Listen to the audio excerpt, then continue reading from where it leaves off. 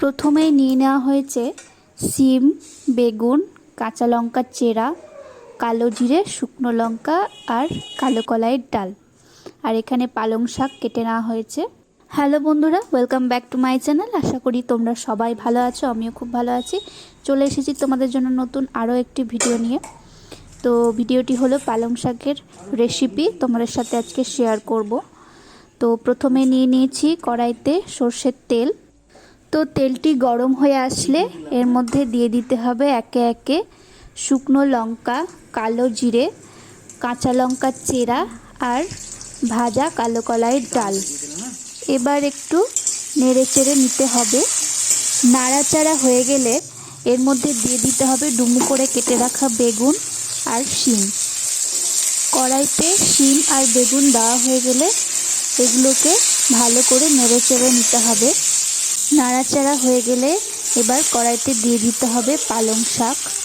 পালং শাক কড়াইতে দেওয়া হয়ে গেলে আবার একটু ভালো করে নেড়ে চেড়ে নিতে হবে।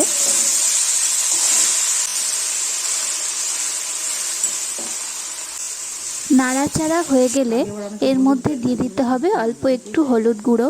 এরপর দিয়ে দিতে হবে 1 চামচ চিনি। এরপর আবার একটু ভালো করে নেড়ে চেড়ে নিতে হবে।